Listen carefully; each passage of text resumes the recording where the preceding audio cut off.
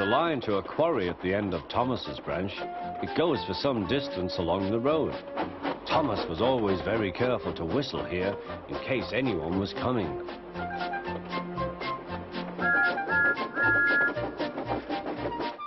Early one morning, a large policeman was sitting close to the line. Thomas liked policemen. He had been a great friend of the constable who had just retired. Peep, peep, he whistled, "Good morning." Thomas expected that the new constable would be friendly too, but was sorry to see that he didn't look friendly at all.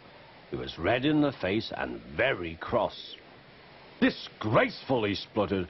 "I didn't sleep a wink last night. It was so quiet, and now engines come whistling suddenly behind me." "I'm sorry, sir," said Thomas. "I only said good morning." The policeman pointed to Thomas.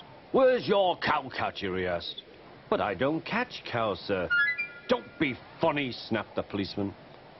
He looked at Thomas's wheels. No side plates either, and he wrote in his notebook, "Engines going on public roads must have their wheels covered and a cowcatcher in front to protect people and animals from being dragged under the wheels if they stray onto the line.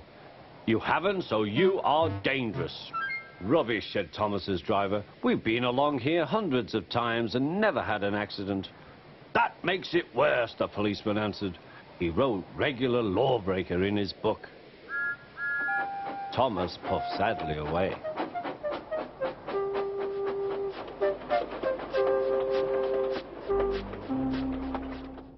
The fat controller was having breakfast. He was eating toast and marmalade.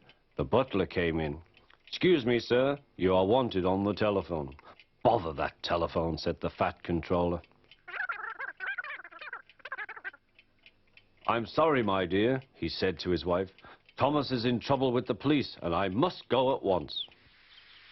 At the station, Thomas's driver told the fat controller what had happened. Dangerous to the public, indeed. We'll see about that. The fat controller spoke to the policeman. But however much he argued with him, it was no good. "The law is the law," he said, "and we can't change it." The fat controller felt exhausted.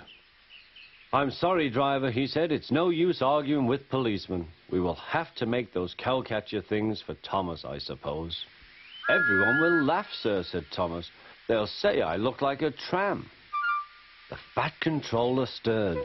Then he laughed. "Well done, Thomas. Why didn't I think of it before? We want a tram engine. When I was on my holiday, I met a nice little engine called Toby. He takes trucks from the farms, but the lorries are taking over most of his work, and he needs a change. He has cowcatchers and side plates. I'll write to his controller at once."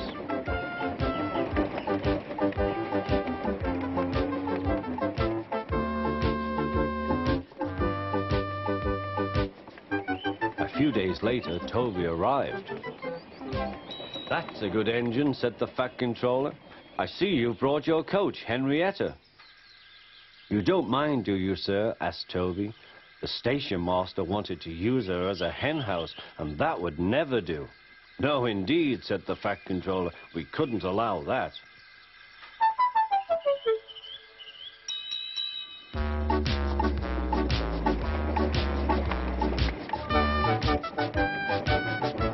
Toby made the silly trucks behave even better than Thomas did.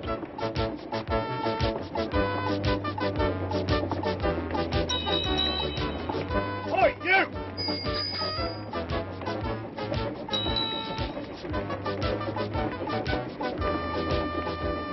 At first, Thomas was jealous, but he was so pleased when Toby rang his bell and frightened the policeman, they've been firm friends ever since.